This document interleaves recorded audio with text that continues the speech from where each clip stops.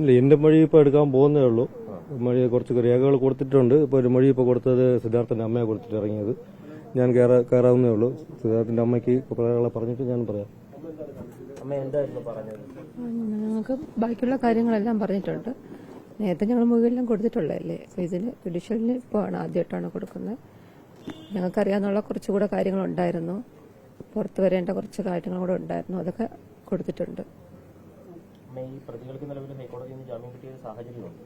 അപ്പോൾ ഈ പ്രതികൾ പുറത്തിറങ്ങുന്നത് ഈ കേസ് അന്വേഷണത്തെ സാരമായി ബാധിക്കില്ലേ?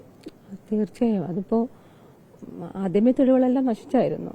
ഇനിയിപ്പോ ഇറങ്ങിയ ശേഷം അടുത്ത് വീണ്ടും ഹൈക്കോടതി ഒരു നിരീക്ഷണം നടത്തിയിട്ടുള്ളത് ആത്മഹത്യാ പ്രേരണ കുറ്റം അത് ചുമത്തക്ക രീതിയിലുള്ള തെളിവുകൾ ഇല്ലെന്നാണ്. ആ നിരീക്ഷണം പ്രതികളെ സഹായിക്കുന്ന തരത്തിലല്ലേ? നിയമപരമായുള്ള കാര്യങ്ങൾ എനിക്ക് ക്ലിയർ ആയിട്ട് അറിയില്ല. എന്തായാലും പ്രതികളെ ജാമ്യത്തിൽ വിട്ടതിൽ ഞങ്ങൾക്ക് ഭയങ്കര വിഷമമാണ്. കാരണം ഇനി അവര് ഇറങ്ങിയിട്ട് അടുത്ത എന്തൊക്കെ പദ്ധതികളാണ് ഒപ്പിച്ചു വയ്ക്കുന്നതെന്ന് ഞങ്ങൾക്ക് അറിയില്ല. മാക്സിമം തെളിവുകളെല്ലാം നശിച്ചു കഴിഞ്ഞായിരുന്നു. ഇനിയുള്ളത് ഇനിയും കുറച്ച് ഉപാധികളൊക്കെ വച്ചിട്ടുണ്ട്. സ്റ്റേറ്റ് വിട്ട് പുറത്തു വയ്ക്കൂടാ എന്നൊക്കെ. ഇപ്പോൾ എന്ത് വേണോ നടക്കുമല്ലോ വീട്ടിലിരുന്നാലും. ഞങ്ങൾ വിഷമത്തിലാണ്. കൊലപാതകികളായ ഈ വിദ്യാർത്ഥികൾ മാത്രമല്ല, ഈ വെറ്റിനറി സർവകലാശാലയിലെ ഉദ്യോഗസ്ഥരും ഈ കേസ് അട്ടിമറിക്കാൻ ഇപ്പോഴും ശ്രമിക്കുന്നുണ്ടോ? ഇപ്പോഴല്ലോ, അവർ തുടക്കം മുതലേ അവരെ അട്ടിമറിച്ചുകൊണ്ടിരിക്കുകയല്ലേ. ഞങ്ങൾ അറിഞ്ഞത് തന്നെ ഒരു കുട്ടിയുടെ കയ്യിൽ നിന്നാണ്. അപ്പൊ തന്നെ ഒരു കുട്ടിയുടെ കയ്യിൽ നിന്നാണ്. അവിടുത്തെ ഒരു സ്റ്റുഡന്റാണ് ഞങ്ങളുടെ അടുത്ത് വിളിച്ച് പറയുന്നത് ഇങ്ങനെ ഒരു സൂയിസൈഡ് നടന്നെന്ന്. അതെന്താണെന്നുള്ളത് ഇപ്പോഴും പുറത്തു വന്നിട്ടില്ല. നിങ്ങൾക്ക് കുറച്ചുകൂടെ കാര്യങ്ങളുണ്ടായിരുന്നു, അതെല്ലാം പറഞ്ഞിട്ടുണ്ട്. എന്റെ ഭാഗത്തുനിന്ന് പറഞ്ഞിട്ടുണ്ട്. ഇനിയിപ്പോ ഇവരുടെ ഉണ്ട്, ഹസ്ബൻഡിന്റെ. 3 മാസമാണല്ലോ ഈ സമയപരിധി. എത്രയും വേഗം അന്വേഷണം പൂർത്തിയാക്കണം, അതാണ് ഒരു ആവശ്യം. എന്താണ് അച്ഛനോട് പറയാനുള്ള? എന്താണ് CBI അന്വേഷണം തുടരുകയാണ്. ഒരു നീതി നിലയ്ക്ക് എങ്ങനെയാണ് എത്രയും വേഗം? അല്ല, CBI അന്വേഷണം തുറന്നുകൊണ്ടിരിക്കുകയാണ്. അതിൽ നമ്മൾ അത് ഉറ്റുനോക്കിക്കൊണ്ടിരിക്കുക. CBI അന്വേഷണം തുറന്നുകൊണ്ടിരിക്കുന്നത്. അതിനിടയ്ക്കാണ് ജാമ്യം കൂടെ വന്നത് അവർക്ക് വേണ്ടി. നമ്മളൊട്ടും പ്രതീക്ഷിച്ചില്ല. ശരിക്കും പറഞ്ഞാൽ നിർഭാഗ്യകരമായിപ്പോയി. അത് നമ്മളെ കുടുംബത്തിനെ സംബന്ധിച്ചിടത്തോളം അത് ശരിക്കും പറഞ്ഞാൽ വളരെ സങ്കടമായിട്ടുള്ളൊരു വാക്കായിരുന്നു. നമ്മളെ ന്യൂസായിരുന്നു കേട്ടത്. അപ്പോൾ ആ ജാമ്യം കിട്ടി എന്നുള്ളത് ശരിക്കും അത് കഷ്ടമായിപ്പോയി. എന്താ, വളരെ നിരാശയായിപ്പോയി. അങ്ങനെ ഒരു ജാമ്യം കൊടുക്കണ്ടായിരുന്നു. എന്ത് പറയാം, നിയമം പിന്നെ നിയമത്തിന്റെ വഴിക്ക് പോട്ടെ. കഴിഞ്ഞ് എനിക്ക് കൂടുതൽ നിയമം അറിയില്ല. ഞാൻ നിയമം പഠിച്ചിട്ടുമില്ല. അപ്പോൾ അദ്ദേഹം എന്തൊക്കെ പോയിന്റാണ് അവിടുന്ന് കോടതി കണ്ടെത്തിയതെന്നുള്ള കാര്യം എനിക്ക് ആദ്യം കൂടുതലായിട്ട് എന്നെ കുറിച്ച് അറിയില്ല.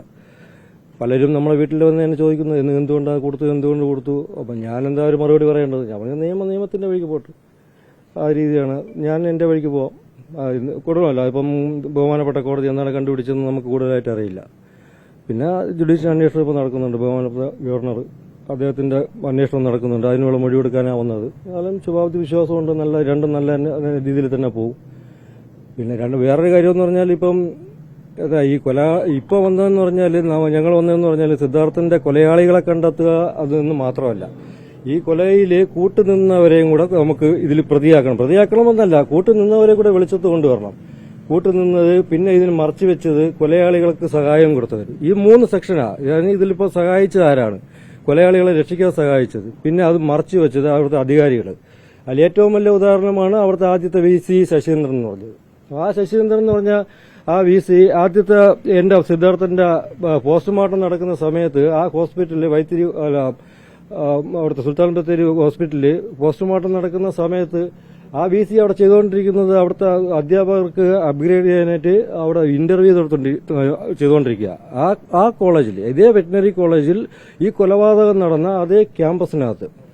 അപ്പൊ ആ VCക്ക് ഈ പറയുമ്പോൾ ആ VCക്ക് വെറുതെ ഞാൻ വിട്ടാൽ ശരിയാകുമോ? ഇല്ലല്ലോ. ഒരു രാജ്യം കൊണ്ട് ആ VC രക്ഷപ്പെടാൻ പറ്റില്ല, അല്ലെങ്കിൽ ഒരു സസ്പെൻഷൻ കൊണ്ട് ആ VC രക്ഷപ്പെടാൻ പറ്റില്ല.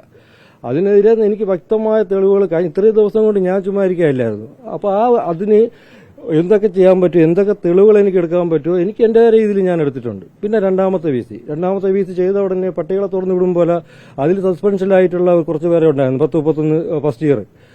അവരെല്ലാവരെയും കൂടെ അങ്ങനെ സസ്പെൻഷൻ പിൻവലിച്ചിട്ട് തുറന്നു വിട്ടിട്ട് എന്താ പറ്റിയത്? 1 മണിക്കൂറിനകം തന്നെ ചെയ്തത് വളരെ തെറ്റായിപ്പോയെന്ന് അദ്ദേഹത്തിന് ബോധ്യമാവുകയും ആ സസ്പെൻഷൻ ഉടനെ പിൻവലിക്കേണ്ട ഗതികേട് വന്നു. പിന്നെ അയാൾക്ക് രാജിവെച്ച് പോയിട്ട് വന്നു. അപ്പൊ അദ്ദേഹം ഇതിന് വിചാരണ നേരിടണം. അദ്ദേഹത്തിനെതിരെ ഞാൻ എന്തൊക്കെ ചെയ്യാൻ പറ്റുമോ ഞാൻ അതെല്ലാം ചെയ്യും. അത് ചെയ്തുകൊണ്ടിരിക്കും. കാരണം വെച്ചാൽ കൊലപാതകളെ മാത്രം കൂട്ടണം എന്നുള്ളതല്ല എന്റെ വിചാരം. കൊലപാതകത്തിന് കൂട്ടുന്നത് ആരാണ്, പിന്നെ അത് മറച്ചു വെച്ചത് ആരാണ്, അത് ആ കോളേജ് അധികൃതർ. പുറത്തുള്ള കാര്യം ഞാനിപ്പം പറയുന്നില്ല. പുറത്തുള്ള കാര്യം എന്ന് പറഞ്ഞാൽ അത് കുറച്ച് രാഷ്ട്രീയപരമാണ്. അതുകൊണ്ട് എനിക്ക് അതിപ്പോൾ പറയാൻ ഞാൻ ഉദ്ദേശിക്കുന്നില്ല ആരൊക്കെയാണെന്നുള്ളത്. ആ കോളേജിലുള്ള ആർക്കൊക്കെ എന്തൊക്കെ ഡീൻ ഉൾപ്പെടെ അവരാരും എനിക്ക് പുറത്ത് വെറുതെ വിടാൻ പറ്റില്ല. അതുകൊണ്ട് കൊലപാതകങ്ങൾ മാത്രമല്ല, കൂട്ടുനിന്നവരെ എല്ലാവരും എനിക്കത് കൂട്ടിയേ പറ്റുള്ളൂ. ഞാനത് ചെയ്തിരിക്കും. അച്ഛന്റെ മൊഴി എടുത്തായിരുന്നോ? ഇല്ല, എന്റെ മൊഴി എടുത്തില്ല.